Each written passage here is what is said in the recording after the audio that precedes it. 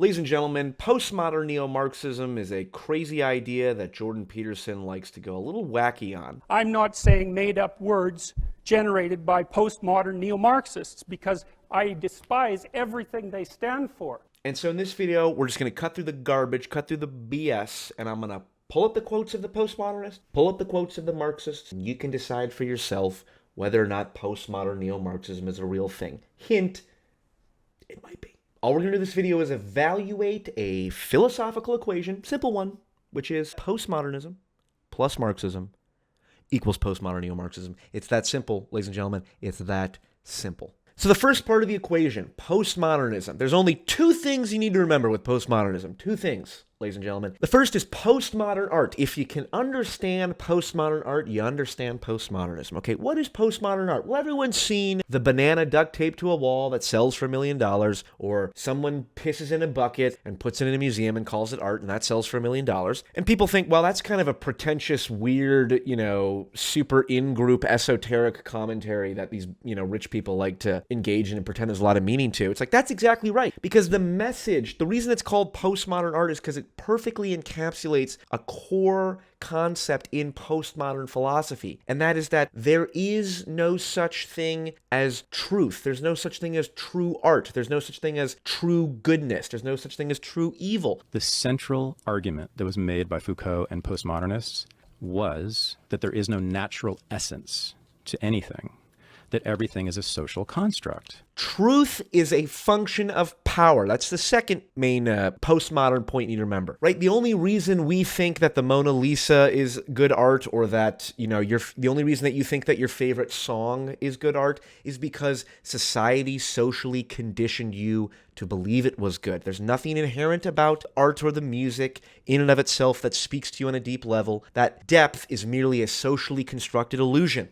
That's postmodernism, baby, okay? And you know what? A little bit of truth to it. Obviously, all of our tastes and preferences are conditioned by socialization. René Girard's theory of mimesis, which is something I'd love to explore far more on this channel, all about the desires of other people influencing our desires. There's some truth in this. But what is absolutely questionable is the idea that there's no such thing as truth, right? That's a little bit silly. So we'll just jump right in, and I'll show you how this matches up point to point with Marxism. Okay, point to point. This is straight from Foucault. Okay, this is the postmodern idea in a nutshell. I'll give you the receipts. Truth isn't outside power or deprived of power. On the contrary, truth is produced by virtue of multiple constraints, and it induces regulated effects of power. That is to say, each society has its regime of truth. Here's the concept in a nutshell. Power forms knowledge and produces discourse. Those in power get to decide what is true, right? To people who are objective, oftentimes straight white males,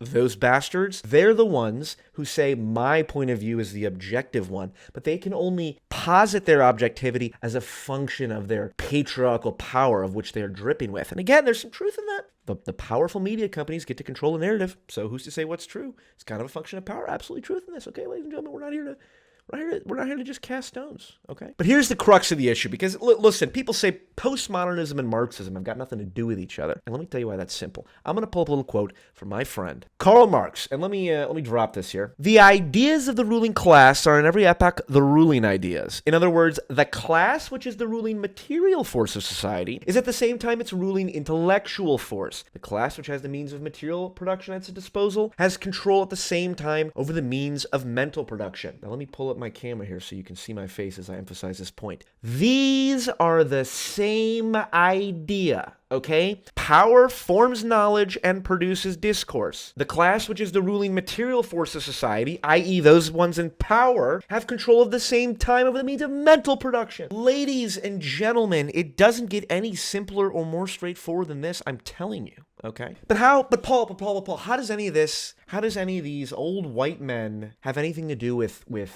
our much more progressive postmodern neo-Marxists today? Well, let me show you. Okay, it's very straightforward. Remember our pal Karl Marx? Karl Marx here, old man Marx, big anti-Semite, among other things. He influenced some people who were known as the Frankfurt School. Now, you don't need to remember any of their names because they're old white men, and it's not important. They came up with an ideology called critical theory. Okay, let's focus. Critical theory. Critical theory equals Marxism. Critical theory equals Marxism. Okay, if you can understand that, you're already 90% of the way there. We get to the next fun part of this, where we get to modern day instantiation of sheer love and empathy from this woman here. I was in New York recently and I stepped over a homeless man who was black on my way into Whole Foods, and I felt shame for just a minute, but then Rainier cherries are in season and I forgot all about it. Here is Robin DiAngelo in action. An approach based on critical theory, of which she is one, calls into question the idea that objectivity is desirable or even possible. The term used to describe this way of thinking about knowledge is that knowledge is socially constructed. When we refer to knowledge as socially constructed,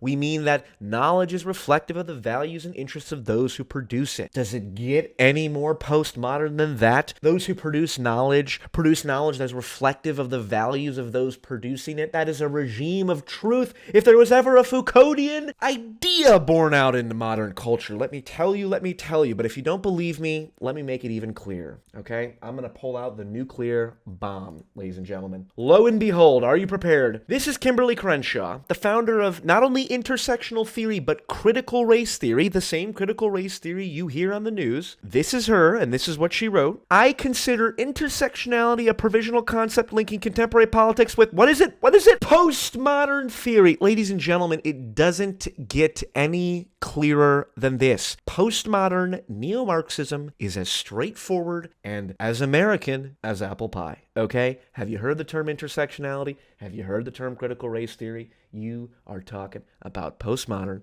Neo-Marxism. Now, ladies and gentlemen, you might think that I have just gone off my rocker here, okay? And I have to tell you something. You might be right, but that has nothing to do with the fact that I have clearly, as best as I could, presented to you the facts, only the facts. Then again, of course, my white male privilege is causing me to bias which facts I select and present to you. Is absolutely the case, absolutely true. Which is why you need to do your own research. Go look for those who have power that is diffused in different ways from me, and you can decide for yourself whether anything I've said here is true. Ladies and gentlemen, I appreciate you joining me for this unbelievably exciting dive into